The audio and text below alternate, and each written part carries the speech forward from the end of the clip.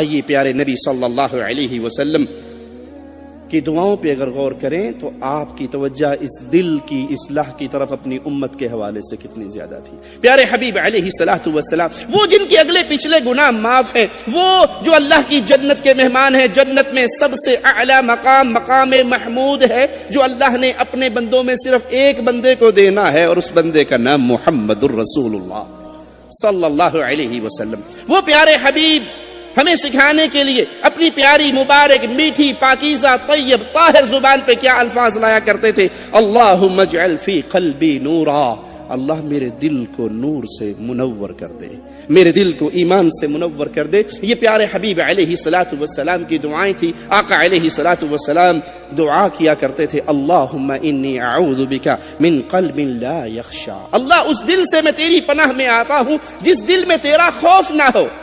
جب دل کی نظر آخرت پہ نہ ہو، جب دل کی اصلاح نہ کی گئی ہو، جب دل بیماریوں کا مرکز ہو، جب دل گناہوں کا عادی ہو، تو اس میں رب کا خوف نہیں ہو سکتا۔ جس دل میں اس شہوات کے پیچھے انسان دوڑتا ہوا رہ جائے اور اسی دنیا کی ساری زندگی اس کے لیے بنیادی چیز کی حیثیت اختیار کر لے، سمجھ لیجئے وہ دل بیمار ہے۔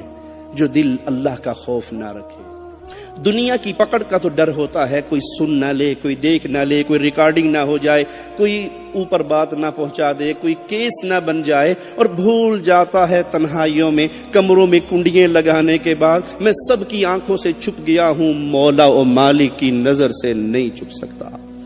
جس دل میں اللہ کا خوف نہیں، پیارے حبیب فرماتے ہیں اللہ میں اس سے تیری پناہ میں آتا ہوں۔ پیارے حبیب علیہ الصلوۃ والسلام دعا کیا کرتے تھے، یا مقلب القلوب، اے دلوں کو پھیرنے والے۔ ایک حدیث میں آتا ہے پیارے حبیب علیہ الصلوۃ والسلام فرماتے ہیں انسانوں کا دل مولا و مالک کی انگلیوں کے درمیان ہے، جیسے اللہ کی شان ہے، لیس کمثلہ شیء، اس کی صفات کی کیفیت و کنڈیشن کو ہم نہیں جانتے، ایمان لاتے ہیں جیسے مولا کی شان کے لائق ہے، اللہ دلوں کو پھیرتا ہے۔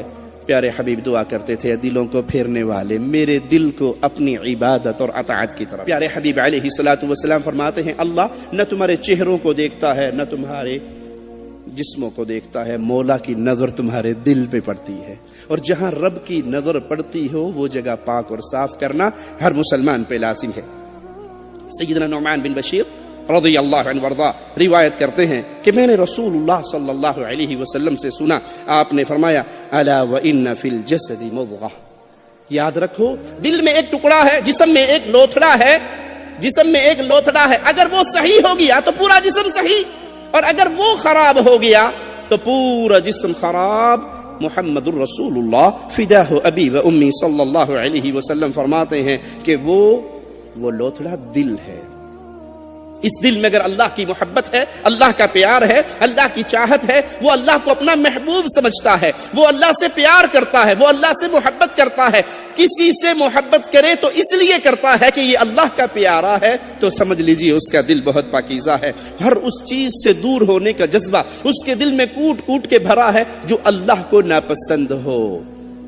گناہ ہو بھی جائے ظہر کی نماز کے بعد تو عصر کی نماز کے آنے سے پہلے پہلے تڑپ تڑپ کے رو رو کے اپنے رب کو منا لیتا ہے، اللہ انسان ہوں، تو نے میری فطرت کے اندر شہوت رکھی ہے، میں شیطان کے شر میں پھنس کے گناہ کر بیٹھا، لیکن اب اگلی نماز میں تیرے در پہ آ کے سجدہ کرنا ہے، مولا کس منہ سے آؤں گا۔ ایک عورت سے گناہ ہوا، پیارے حبیب علیہ الصلوۃ والسلام کے پاس آئی، دائیں سے بائیں سے آگے سے پیچھے سے 4 مرتبہ اپنے گناہ کا اقرار کیا، گواہیاں دی، پیارے حبیب نے حد قائم کروا دی۔ جنازے کا وقت آیا، 2 الگ الگ روایتیں ہیں، جنازے کا وقت آیا تو امیر عمر کہنے لگے آپ اس کا جنازہ پڑھنے لگتے ہو، یہ تو زانیہ ہے۔ اور ایک روایت میں ایک صحابی نے پتھر مارا، خون کے چھینٹے گرے تو کہا کتنی بد عورت تھی، اس کا گندا خون میرے جسم پہ گرا۔ پیارے حبیب نے فرمایا اس کو بدکارہ نہ کہو، اس کی توبہ کو اگر 70 جہنمیوں پہ تقسیم کر دیا جائے او کما قال علیہ الصلوۃ والسلام تو اللہ ساروں کے گناہوں کو معاف کر دے گا۔ وہ کیا چیز تھی جو اس کو توبہ پہ مجبور کر رہی تھی؟ وہ چیز اللہ کی محبت، اللہ کا ڈر۔ اس گناہ کو لے کر میں رب کے سامنے کیسے پیش ہوں گا؟ اپنے دلوں کی اصلاح کیجئے۔ سوچئے کیا یہ جذبہ میرے اور آپ کے دل میں بھی ہے کہ ہم اگر فجر کی نماز جماعت میں نہیں آئے تو ظہر تک ہمارے دل کے اندر ندامت و شرمندگی ہے کہ میں ظہر پہ سجدے کرنے جاؤں گا، میں اللہ کو کیا منہ دکھاؤں گا، فجر میں نے کیوں ضائع کر دی؟ اگر یہ تڑپ ہے، اگر یہ سوچ ہے، اگر یہ فکر ہے تو سمجھیے آپ کا دل زندہ ہے۔ اور اگر یہ پڑھ لی نہ پڑھی کوئی ایڈی ٹینشن لین دی لوڑ کوئی نہیں، بٹ بندہ یہ پڑھ چھڈو، ٹائم لگے پڑھ چھڈو، نہ لگے نہ صحیح، ایڈے وڈے حاجی لک بڑھن دی لوڑ نہیں۔ تو سمجھ لیں دل مردہ ہو چکا ہے، اس میں رب کی محبت کا ذرہ موجود نہیں ہے۔ اور قیامت کی گھڑی سب سے خطرناک، وہاں کیا کام آئے گا؟ مال، بیٹے۔ آئیے اللہ مالک کے کلام سے سنتے ہیں، قیامت کا دن ہوگا، یوم لا ينفع مال۔ آپ کروڑ پتی ہیں، ارب پتی ہیں، کھرب پتی ہیں، آپ جتنے کچھ دنیا کے مالک ہیں، قیامت کے دن یہ مال، ارے قیامت تو بہت دور ہے، مرتے ہی روح نکلتے ہی یہ مال کا بٹوارا ہو جائے گا۔ اللہ کی قسم میں ایسی حالتوں کو جانتا ہوں۔ ابھی باپ کی لاش زمین کے اندر دفن نہیں ہوئی تھی کہ بیٹوں میں پینشن والی رقم پہ لڑائی ہو رہی تھی۔